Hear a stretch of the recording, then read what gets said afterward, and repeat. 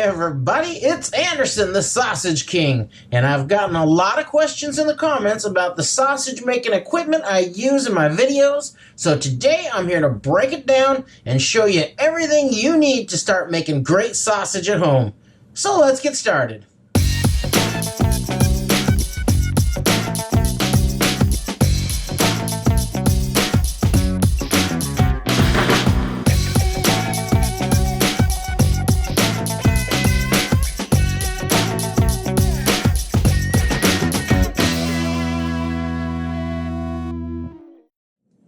Even the Sausage King occasionally takes the time to review some of the other content out there, and something I see a lot are videos on home sausage making, and I turn them on and they're busting out sausages in a facility that looks something like this.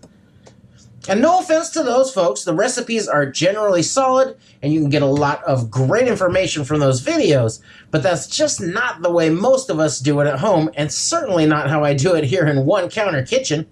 Most of us are far more limited on space and budget, so what I have here is the type of gear you're going to want to invest in after you've dabbled around a little with your hand grinders and little electric smokers, and you decided you want to move up to the next level and embrace the sausage and really get into the craft. So let's start at the beginning and we'll make our way step by step through the sausage making process, and I'm going to start with a kitchen scale. I always weigh my ingredients for accuracy and consistency, so a good kitchen scale is a must.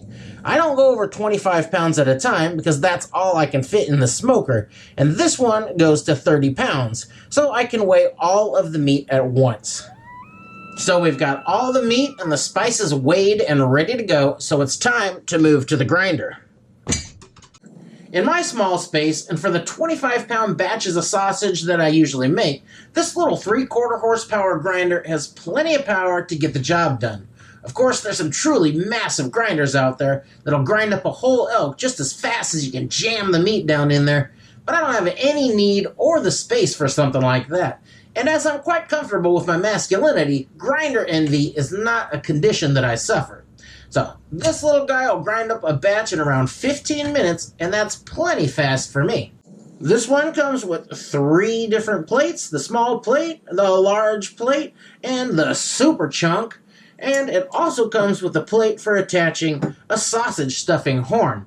But if you're really getting into sausage making, you're gonna want a dedicated stuffer. If you're going to get into making emulsified sausages like frankfurters or Weisswurst or mortadella, you're also going to want a good food processor. But that is a multitasker, and chances are you've already got one. That's a great kitchen tool. Now you're going to move on to mixing the meat and the spices, so you'll want to have a few large mixing bowls and or tubs. A lot of people ask why I don't mix the spices with the meat before I grind it.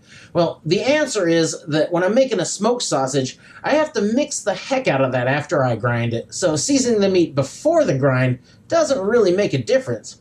Mixing the meat for a long time improves the binding and the texture of the sausage due to some protein extraction you get from mixing. You will actually see and feel the texture change if you're mixing it by hand. And if you are mixing it by hand, get a hold of some cotton liners, because it is important that everything stay very, very cold while you're grinding and mixing, and it can really hurt your hands. But it also lets you know you're doing it right if it does hurt. Of course, you could buy a big sausage mixer and save your hands, but again, we're talking about space and budget. Fresh sausages like bratwurst don't need all that mixing, so I do sometimes season that meat before the grind to make things a little easier. But I also do like to limit the salt that I run through the grinder because the salt's corrosive. So for that reason, if you grind seasoned meat, rinse the grinder parts just as soon as possible after you're done. Now let's talk about curing salt. Now, if I am making a smoked sausage that's going to be held at low temperatures for a long time, I always use Cure.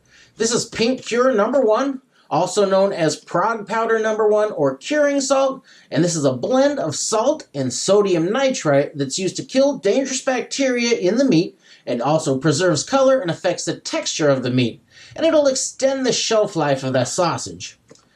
A lot of you have expressed some concern over the use of the cure, but if you're buying bacon or sausage, cold cuts or hot dogs, or any kind of processed meat in the US, it's in there.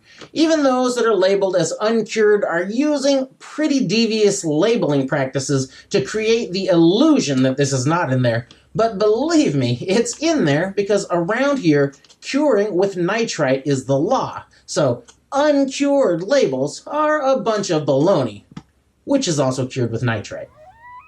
This is a 5-pound LEM vertical stuffer. This is the smallest model they make, and it is built really well. I honestly don't think this will ever wear out, and the only reason I'd have to buy another one is if I wanted a bigger one. It's very easy to operate. You just pack the cylinder with your sausage mix, load it up, and crank away. It's got a little vent here to let the air out as you go, and it came with an assortment of different sized horns. I bought this horn for snack sticks separately because the horn that came with this stuffer was too short to fit the entire casing on. Now, as far as maintenance goes, you're going to want to put a little oil on the screw here from time to time, and that's just about it. For casings, I like to use these collagen casings for snack sticks because they are completely even in size from one end to the other, and that makes for really even cooking across the whole batch. They're flavorless, and they have a great snap when you bite into them. For bigger sausage, I like to use these natural hog casings. These come packed in salt, so they're going to need to soak in fresh water overnight before you stuff them. I also use this little corn pop here to pierce the casing anywhere an air pocket forms while I'm stuffing the sausage. It's also great for poking fresh sausages before you throw them on the grill to help keep them from bursting on you. Be careful though, he's a bad dude. So now the sausages are stuffed and they're ready to go out into the smoker, so let's go out and take a look at what could likely be your biggest investment in all of this. This is a Smoke Hollow 40-inch vertical propane-powered smoker. And these are made by Masterbuilt. I got a cool glass front on here so you can see what's going on inside without opening the door and losing a bunch of heat.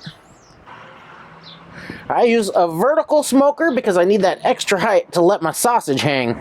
This one comes with some sausage hooks up top, but that's usually not enough for me, so I just run some dowels here from side to side. We got a water pan down in here. Underneath there, we've got your 2 propane burners, and each of those has a wood chip pan that sits on top of them. Got easy controls here in front and electric ignition.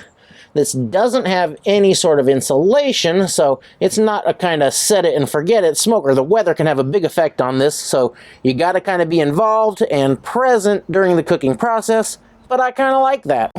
These vertical smokers are the way to go if you're limited on space. I can put a whole ton of chicken or ribs in here. I've even put up to 6 briskets in here, all with sort of a 2.5 by 3 foot footprint down here. That kind of capacity would take a behemoth of a horizontal grill. I think I paid around $350 USD for this, which isn't super cheap, but when you consider the capacity, it is pretty economical, and it's a very effective smoker for what I do.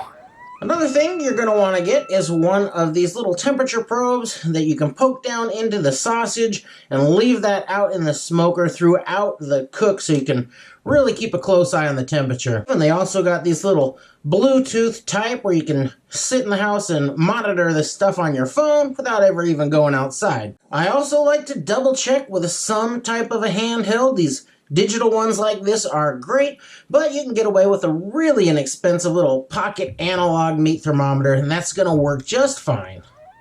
After your sausage is finished, it's nice to have some kind of a vacuum sealer. This is just the very base model food saver, and it works fine for these sausages because they're nice and dry, and you get a really good seal on those. And that way you can throw your sausages in the freezer and keep them for a really, really long time. So that's all of my sausage making equipment. It's very basic, but I've made a ton of great sausage using it, and so can you. So hopefully you get into the craft, have fun, be creative, and maybe someday you'll come and take the king's crown. But until then, thanks for watching, and always have fun with your sausage.